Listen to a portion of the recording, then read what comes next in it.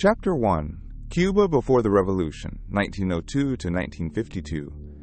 Economic dependence, inequality, and institutional fragility.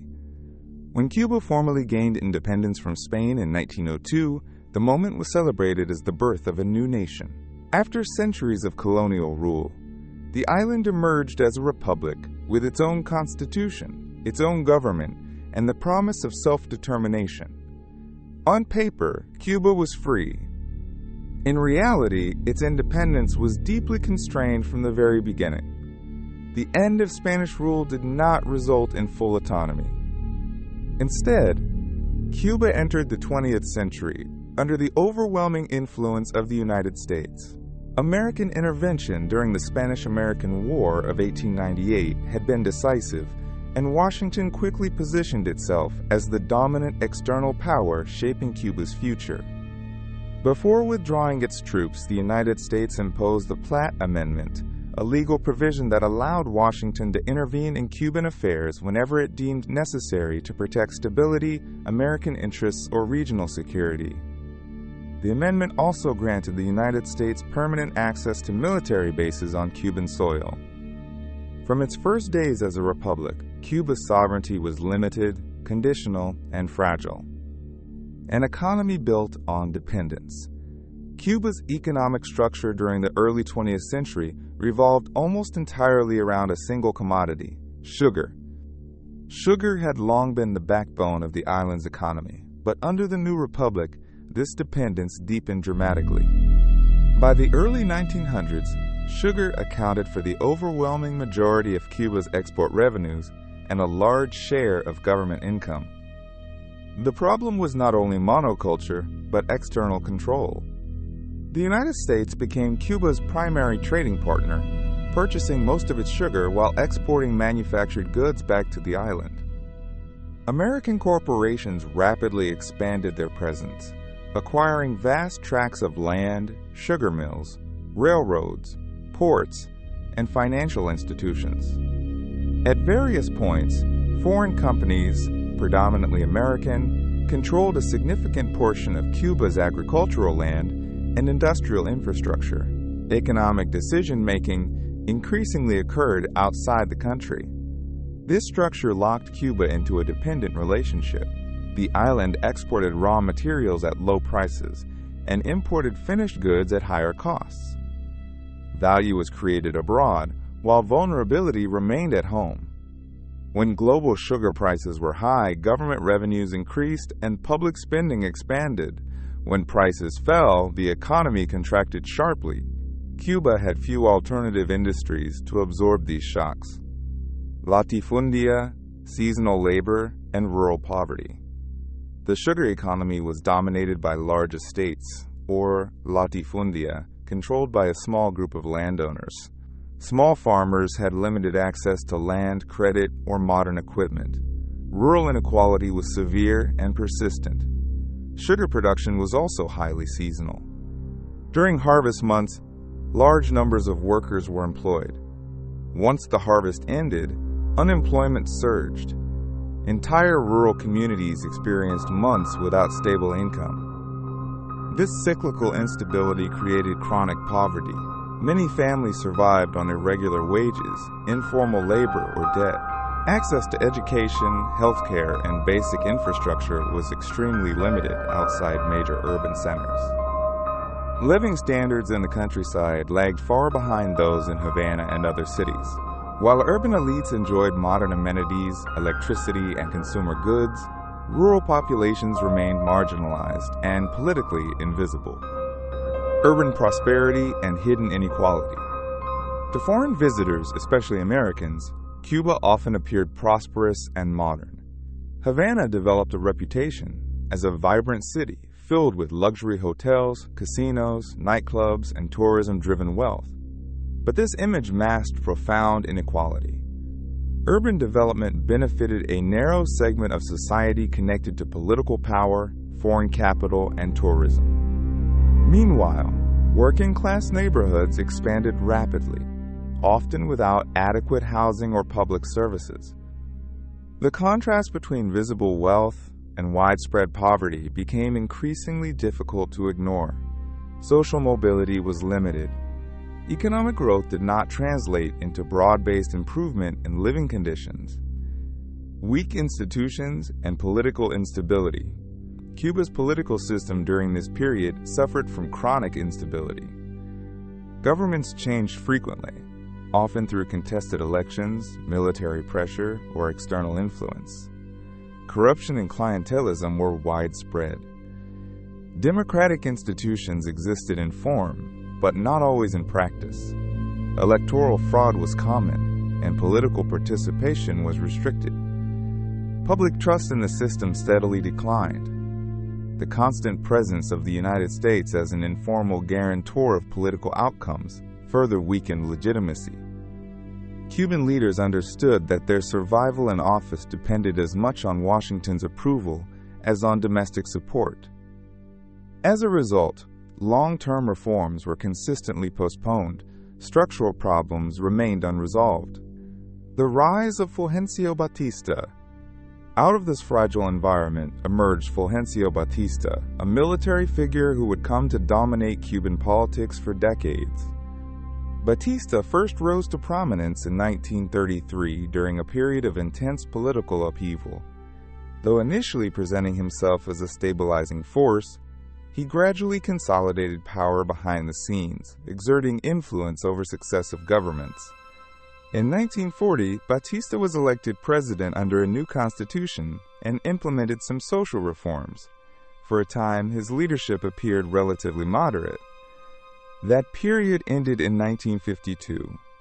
Facing likely electoral defeat, Batista launched a military coup, canceling elections and suspending constitutional rule. Cuba transitioned from a flawed democracy to an overt authoritarian regime. The dictatorship relied on repression, censorship, and the support of powerful external allies. Political opposition was silenced. Institutional checks and balances collapsed. A society approaching a breaking point. By the early 1950s, Cuba was trapped in a dangerous equilibrium. The economy remained highly dependent on sugar and foreign markets. Inequality between urban elites and rural workers deepened. Political institutions had lost credibility. Peaceful avenues for reform appeared closed. For many Cubans, especially young people and marginalized groups, the system no longer offered hope. The gap between promise and reality became impossible to ignore. Radical ideas gained traction not merely as ideology, but as a response to institutional failure. Cuba, before the revolution, was not a country without resources. It was a country constrained by dependency, governed by weak institutions, and ruled by elites disconnected from the majority of the population. This was the foundation upon which revolutionary movements would soon emerge. Chapter 2: Batista, Authoritarianism, and the Spark of Revolution, 1952 to 1955.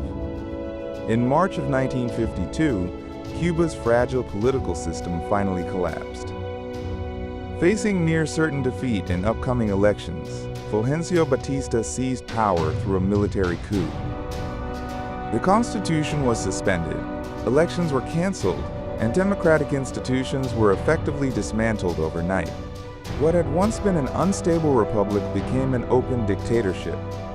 Batista justified his actions by claiming that Cuba needed order, stability, and strong leadership.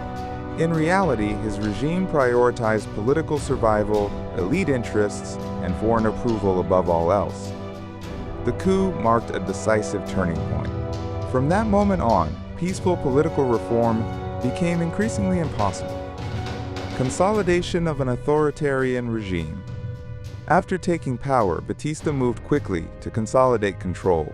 Political parties were weakened or outlawed. Opposition figures were arrested, harassed, or forced into exile.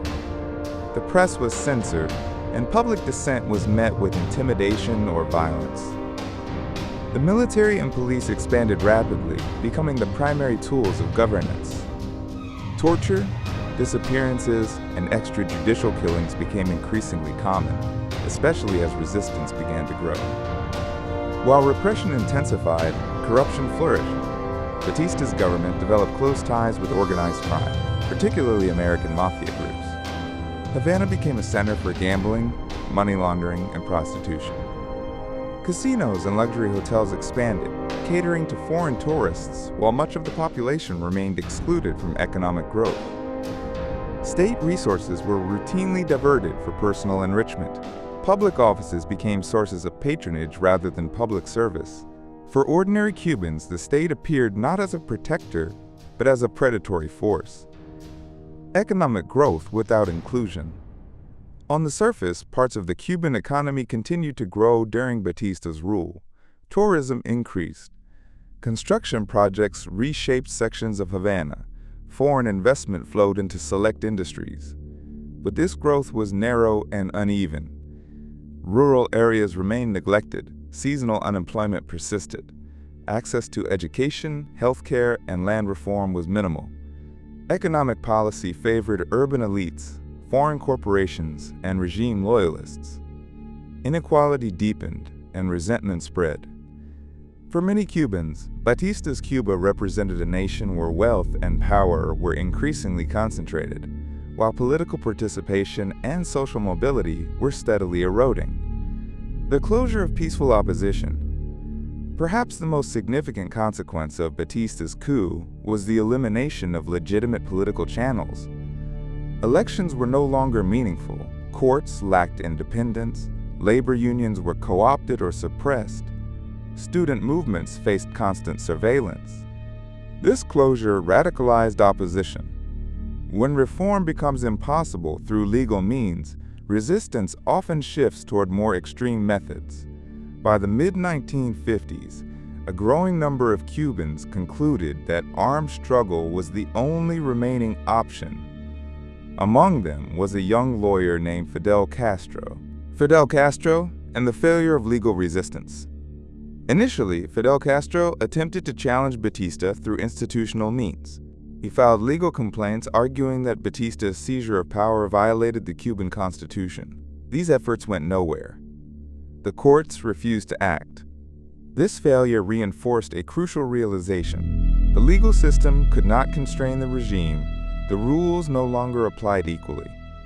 Castro and his allies began organizing outside the formal political system, drawing support from students, intellectuals, and segments of the urban poor. Their ideology was still evolving, but their objective was clear. Batista had to be removed by force. The Moncada Barracks attack.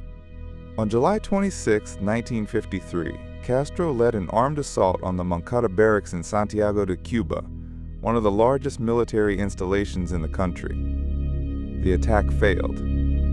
Poor coordination and limited resources led to heavy casualties. Many rebels were killed, captured, or tortured. Castro himself was arrested and put on trial. Yet the failure proved unexpectedly powerful. During his trial, Castro delivered a speech that would later become famous under the title, "History Will Absolve Me." In it, he denounced corruption, inequality, and dictatorship, framing the uprising as a moral and national struggle rather than a criminal act. Although sentenced to prison, Castro emerged as a national figure. Prison, amnesty, and exile. In 1955, under domestic and international pressure, Batista granted an amnesty to political prisoners. Castro and his surviving comrades were released.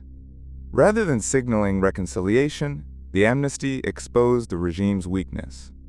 Castro soon went into exile in Mexico, where he began preparing for a renewed revolutionary effort. There, he met a young Argentine doctor named Ernesto Che Guevara, a meeting that would profoundly shape the future of the movement. By the mid-1950s, Cuba stood at a critical juncture. The dictatorship had closed the door to peaceful reform. Repression had intensified. Inequality persisted, and a new generation of revolutionaries was preparing to return, not with petitions or lawsuits, but with weapons. The spark had been lit. Chapter 3. Exile, Organization, and the Meeting of Fidel Castro and Che Guevara, 1955-1956. By 1955, the failure of the Moncada barracks attack had not ended the revolutionary movement against Batista. Instead, it forced it to evolve. Following their release from prison under a political amnesty, Fidel Castro and several of his comrades quickly realized that remaining in Cuba was too dangerous. Surveillance was constant, and the regime had no intention of allowing organized opposition to grow unchecked. Exile became not a retreat, but a strategic necessity. Castro chose Mexico as his base of operations. Mexico offered relative safety, access to international networks, and enough distance from Cuban authorities to allow planning without immediate repression. From there, Castro began reorganizing the revolutionary movement that would later become known as the 26th of July movement, named after the date of the Moncada attack. The objective was no longer symbolic resistance. This time, the goal was clear: armed insurrection, sustained guerrilla warfare, and the overthrow of Batista's regime. Rebuilding the revolutionary core. In exile, Castro focused on recruitment, fundraising, and training. The movement attracted a mix of Cuban exiles, students, workers, and political activists, disillusioned with dictatorship and corruption. Many had no formal military experience, but they shared a sense of urgency and moral commitment. Training camps were established in rural areas outside Mexico City. Weapons were acquired through informal networks. Discipline and secrecy became central principles, as infiltration by Batista's intelligence services was a constant threat. It was during this period that the revolutionary project took on a more defined ideological shape. While Castro's rhetoric emphasized nationalism, social justice, and anti-dictatorship unity, the movement remained ideologically flexible, drawing support from liberals, socialists, and anti-imperialists alike. The revolution was still framed as a Cuban national struggle, not yet explicitly socialist. The encounter with Che Guevara. It was in Mexico City in mid-1955 that Fidel Castro met Ernesto Che Guevara.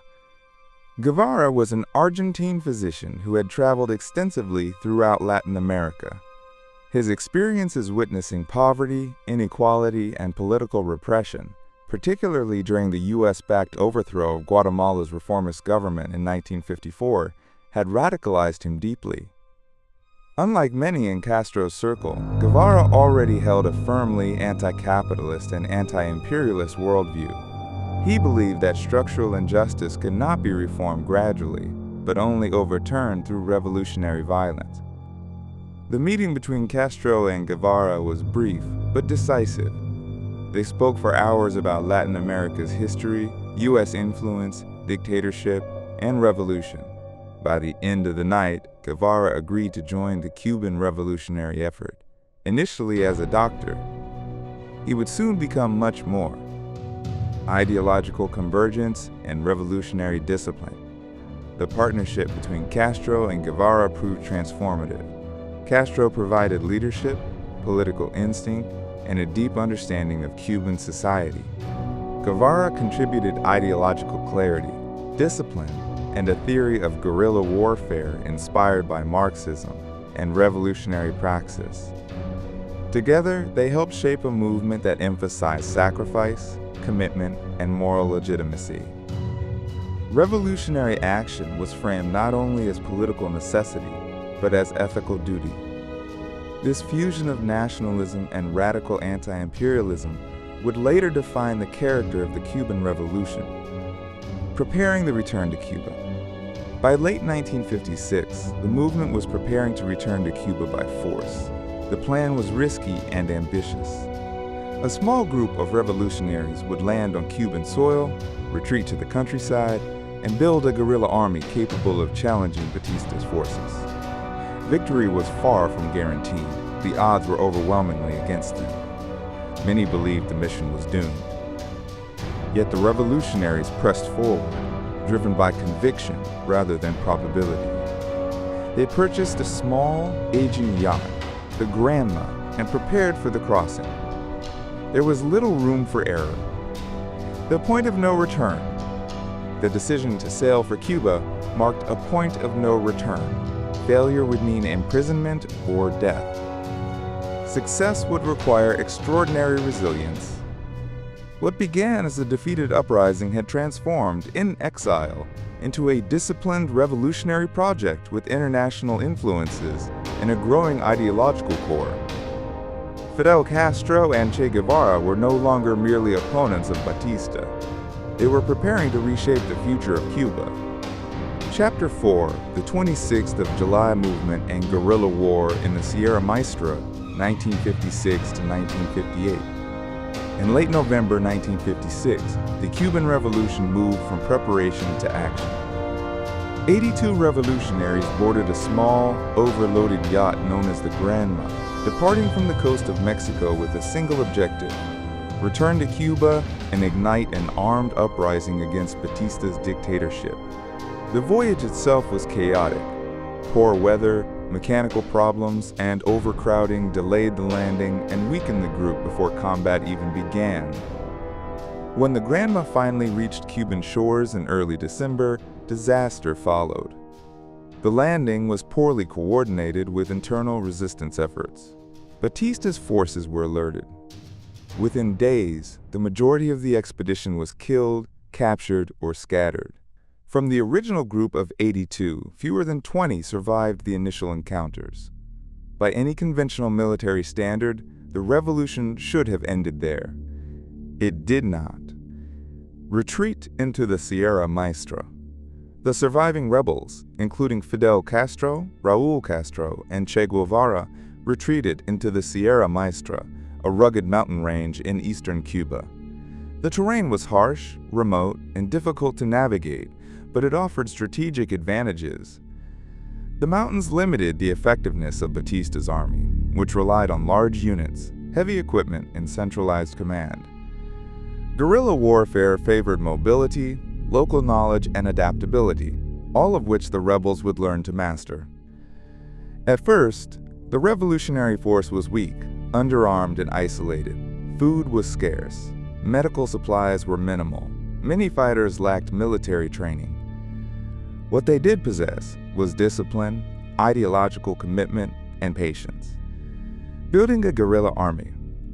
Under Fidel Castro's leadership, the movement adopted a long-term strategy. Rather than seeking immediate confrontation, the guerrillas focused on survival, recruitment, and legitimacy. Che Guevara emerged as a central figure during this phase. Originally serving as the group's physician, he gradually took on a combat leadership role. Guevara emphasized strict discipline, moral conduct, and political education within the ranks. Revolutionary fighters were expected to respect civilians, avoid unnecessary violence, and present themselves as an alternative to Batista's corrupt and abusive forces. This approach proved critical. As Batista's army conducted brutal counterinsurgency operations, including bombings, executions, and collective punishment, rural populations increasingly turned toward the guerrillas for protection. Peasants provided food, shelter, intelligence, and new recruits. The revolution began to grow organically from the countryside, expanding influence beyond the mountains. While the Sierra Maestra remained the military core of the rebellion, the struggle was not confined to the mountains. Urban networks affiliated with the 26th of July movement organized strikes, sabotage, and propaganda campaigns in cities across Cuba. Students, workers, and intellectuals participated in underground resistance, keeping pressure on the regime. Radio broadcasts from the mountains, particularly Radio Rebelde, allowed the revolutionaries to shape their narrative, counter government propaganda, and present themselves as a national movement rather than a band of insurgents. International journalists were invited to visit guerrilla camps, further legitimizing the rebellion and exposing Batista's repression to the outside world. The decline of Batista's authority. As the guerrilla movement expanded, Batista's position weakened. Despite having superior numbers and equipment, the army suffered from low morale, corruption, and poor coordination. Soldiers were often unwilling to fight in unfamiliar terrain against an enemy they could not see. Desertions increased, intelligence failures mounted. Each failed offensive further damaged the regime's credibility. At the same time, international support for Batista eroded. Reports of human rights abuses and electoral illegitimacy reduced foreign backing, particularly from the United States.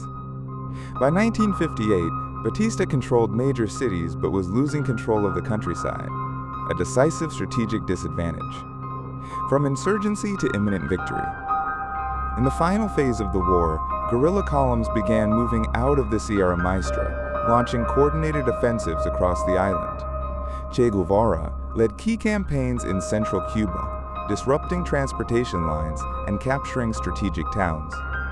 What had begun as a nearly annihilated expedition had transformed into a national insurgency. The balance of power shifted rapidly. By the end of 1958, Batista's regime was collapsing from within. Military defeat, political isolation, and popular resistance converged. On January 1, 1959, Batista fled the country. The guerrilla war had succeeded. But victory would bring new challenges and new questions about the future of Cuba. Chapter 5. From Revolutionary Victory to One-Party Rule, 1959 to 1961. On January 1, 1959, Fulgencio Batista fled Cuba, leaving behind a collapsed regime and a power vacuum. Revolutionary forces entered Havana days later, welcomed by massive crowds. For many Cubans, the moment symbolized liberation, justice, and the promise of national renewal. The revolution had triumphed militarily. Governing, however, would prove far more complex. Fidel Castro and the revolutionary leadership initially avoided presenting the movement as explicitly socialist. Public statements emphasized democracy, sovereignty, and social reform rather than ideological alignment. This ambiguity helped maintain broad domestic support and avoid immediate confrontation with foreign powers. Early reforms and popular support. The new government moved quickly to implement reforms aimed at addressing long-standing grievances. Land reform laws redistributed large estates, particularly those owned by foreign corporations. Rents were reduced. Education and healthcare programs expanded rapidly, especially in rural areas long neglected by the state. These policies generated widespread popular support. For many Cubans, the revolution delivered tangible improvements in daily life within months. At the same time, the revolutionary government began restructuring state institutions. Batista-era officials were removed. Revolutionary tribunals prosecuted former regime members accused of corruption and human rights abuses. While supporters viewed these trials as justice, critics saw them as politically motivated and lacking due process. Rising tensions with the United States. As reforms accelerated, relations with the United States deteriorated. The nationalization of American-owned property, often without immediate compensation, triggered economic retaliation. Trade relations weakened. Diplomatic trust eroded. Cuba's leadership increasingly framed the conflict as a struggle against imperialism. In response, the United States imposed economic pressure and began exploring ways to remove the revolutionary government. These actions reinforced the leadership's belief that external threats justified internal consolidation of power. Political centralization. Internally, political pluralism began to narrow. Independent media outlets faced restrictions. Opposition parties were marginalized or dissolved. Labor unions were reorganized under state control. Fidel Castro emerged as the central authority within the revolutionary state. Decision-making became increasingly centralized, justified as necessary to defend the revolution against internal and external enemies. Che Guevara played a key role in shaping economic policy, advocating for rapid industrialization, centralized planning, and moral incentives over market mechanisms. His influence pushed the revolution further away from liberal economic models. The turn toward socialism. By 1961, the revolution's ideological direction became explicit. Facing growing hostility from the United States and internal opposition, Castro publicly declared the socialist character of the Cuban Revolution. Shortly afterward, Cuba aligned formally with the Soviet Union, securing economic aid and military protection. That same year, a U.S.-backed invasion attempt at the Bay of Pigs failed disastrously. The event strengthened the government's position, discredited internal opposition, and accelerated the construction of a one-party system. The end of the revolutionary transition. What began as a broad-based uprising against dictatorship had evolved into a centralized revolutionary state. Supporters saw this transformation as necessary to preserve sovereignty and social gains. Critics viewed it as the replacement of one form of authoritarianism with another. By 1961, Cuba's revolutionary phase had ended. A new political order was firmly in place, one that would define the island's trajectory for decades to come. Chapter 6. From Nationalism to Socialism, 1959 to 1962. In the early years after the revolutionary victory, Cuba's new leadership did not immediately define its project as socialist. The revolution had been framed primarily as a nationalist struggle against dictatorship, corruption, and foreign domination. This ambiguity was not accidental. Fidel Castro understood that openly declaring a socialist revolution in the Western Hemisphere would provoke immediate international confrontation and risk internal fragmentation.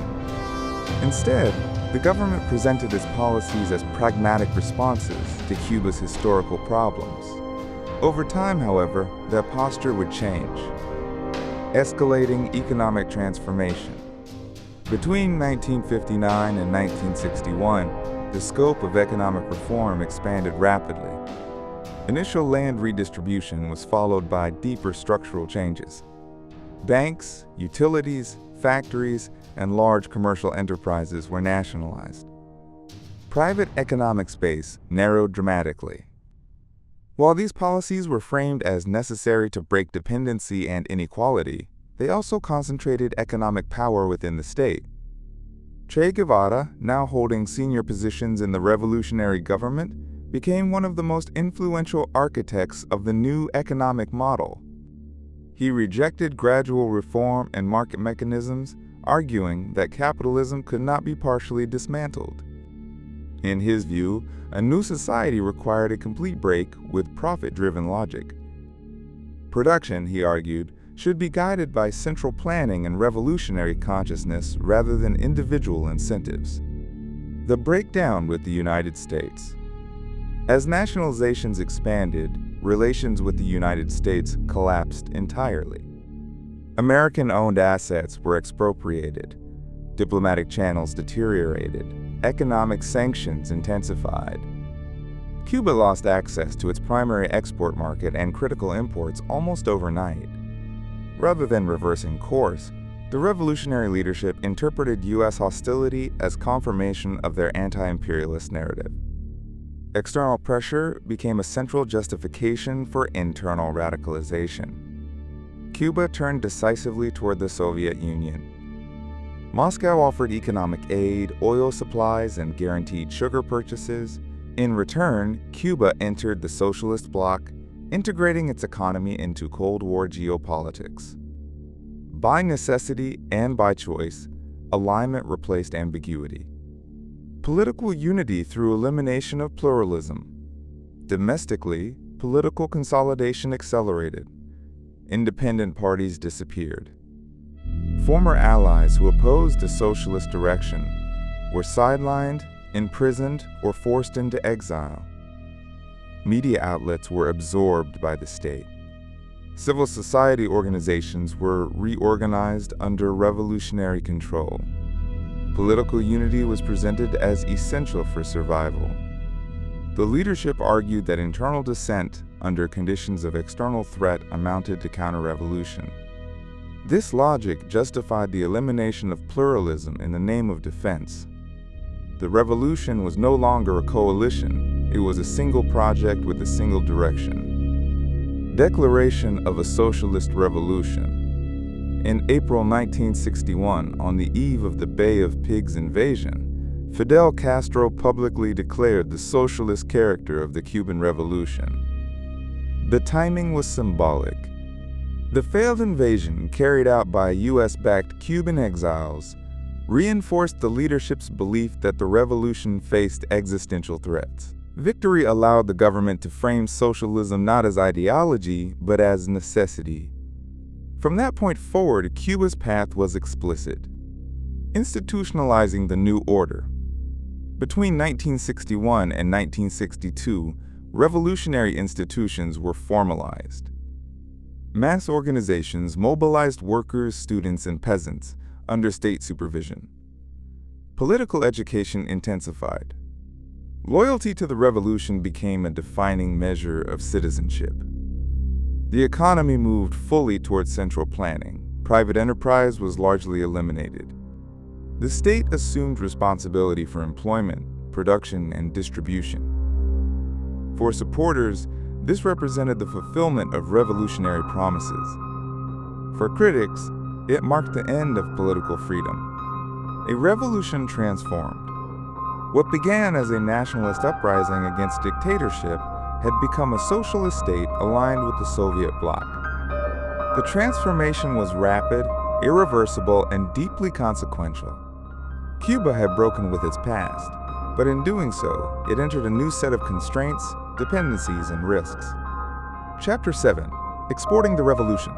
Che Guevara Beyond Cuba, 1963 to 1967. By the early 1960s, the Cuban Revolution had consolidated power at home. The state was centralized, the economy aligned with the socialist bloc, and political opposition largely neutralized. For Fidel Castro, the priority became survival and stability within an increasingly hostile international environment.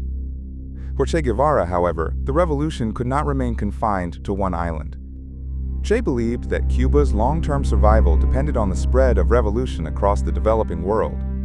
In his view, socialism could not coexist permanently with global capitalism and imperialism.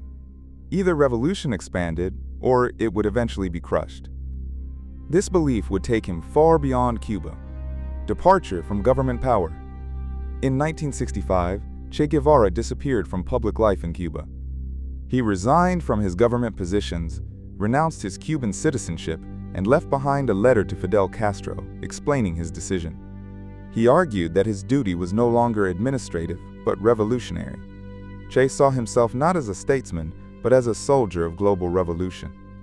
His goal was to ignite armed struggles in regions he believed were ripe for insurgency, particularly in Africa and Latin America. His departure marked a turning point, both for Che and for the Cuban Revolution itself. The Congo Mission. Che's first major effort took place in the Congo in 1965. The mission was a failure. Despite his commitment, Che encountered disorganization, lack of discipline, and deep cultural and political divisions among local forces. The conditions necessary for sustained guerrilla warfare, popular support, unity, and logistical stability were largely absent. Disease, poor coordination, and limited effectiveness plagued the campaign. After months of frustration, Che withdrew. The experience deeply affected him, reinforcing his belief that revolution could not simply be exported mechanically. Conditions on the ground mattered, and many were unfavorable. The Bolivian campaign. Undeterred, Che turned his attention to Latin America. In 1966, he secretly entered Bolivia to launch a new guerrilla campaign. He believed Bolivia's central location could allow revolutionary forces to spread across the continent. Once again, reality proved harsh. The guerrillas struggled to gain support from local peasants, the Bolivian Communist Party offered limited cooperation, the terrain was unforgiving, supplies were scarce, communication with Cuba was unreliable. Meanwhile, Bolivian forces, assisted by U.S. intelligence and advisors, intensified counterinsurgency efforts. The guerrilla movement became isolated, capture, and execution. In October 1967, Che Guevara was captured by Bolivian forces. Wounded, exhausted, and surrounded, he was taken prisoner. The following day, he was executed without trial. His death was meant to serve as a warning, proof that revolutionary struggle could be defeated. Instead, it transformed Che Guevara into a global symbol. Legacy beyond defeat. Militarily, Che's campaigns outside Cuba failed. Symbolically, they endured. Che Guevara became an icon of revolutionary idealism, sacrifice, and defiance against power. His image spread far beyond the movements he helped lead, inspiring generations across the world. For Cuba, his death marked the end of active revolutionary export and the beginning of a more cautious, state-centered strategy. The revolution survived, but the dream of continental insurrection died with Che in Bolivia. Chapter 8: Survival, Dependency, and the Long Cuban Stalemate, 1968 to 1989. By the late 1960s, the Cuban Revolution had entered a new phase. The period of revolutionary experimentation and international confrontation gave way to a strategy centered on survival, stability, and endurance. Cuba remained politically isolated from much of the Western Hemisphere and economically constrained by U.S. sanctions.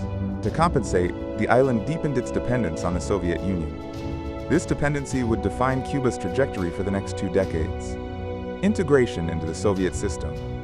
Throughout the 1970s and 1980s, Cuba became fully integrated into the Soviet economic bloc. In exchange for political loyalty, the Soviet Union guaranteed the purchase of Cuban sugar at above-market prices and supplied oil, food, and industrial goods. This arrangement provided stability. Living standards improved compared to the early revolutionary years. Education and healthcare systems expanded and became nearly universal. Employment was guaranteed, and basic needs were met through state distribution. However, this stability came at a cost. Economic incentives remained weak, productivity stagnated, innovation was limited. The economy became increasingly rigid and dependent on external support. Cuba had replaced dependence on the United States with dependence on the Soviet Union. Political continuity and control. Politically, the system hardened. The Communist Party became the sole center of authority. Political dissent was tightly controlled. Media, unions, and civil society remained under state supervision. Fidel Castro's leadership was absolute. While charismatic and influential, his dominance left little room for institutional flexibility or succession planning. The revolutionary generation aged in power. International engagement without reform. Despite economic dependence, Cuba remained active internationally. It supported allied movements and governments in Africa and Latin America, particularly in Angola and Ethiopia. These interventions strengthened Cuba's global profile but strained limited resources. At home, meaningful economic reform was repeatedly postponed. The leadership prioritized ideological consistency and political stability over structural change. The illusion of permanence. By the late 1980s, the system appeared stable but fragile beneath the surface. Its survival depended on Soviet support, a support many assumed would last indefinitely. That assumption would soon prove catastrophic. As the Cold War neared its end, Cuba stood unprepared for the shock that would redefine its future. Chapter 9: The Special Period in Economic Collapse, 1990s. The collapse of the Soviet Union in 1991 marked a turning point that Cuba was profoundly unprepared to face. For 3 decades, the island's economy had been tightly integrated into the socialist bloc, relying on subsidized oil, guaranteed sugar purchases, and favorable credit terms. When that system disappeared almost overnight, Cuba lost more than 80% of its foreign trade. What followed became known as the Special Period in times of peace, a phrase that masked the severity of the crisis. Fuel shortages crippled transportation and industry.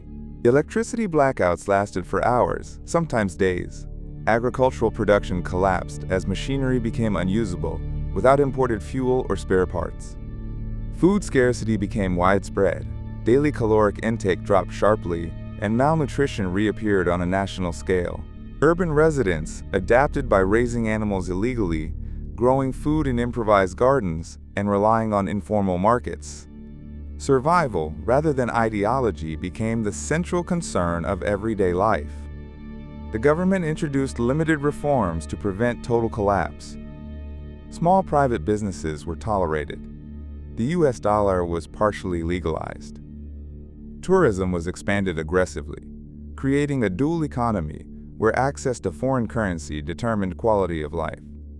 While these measures stabilized the situation, they also deepened inequality, undermining decades of official egalitarian discourse. Social strain intensified. Professionals abandoned state jobs for work in tourism. Doctors became taxi drivers. Engineers waited tables. The promise of upward mobility through education lost credibility, especially among younger generations. Politically, the regime did not loosen its grip.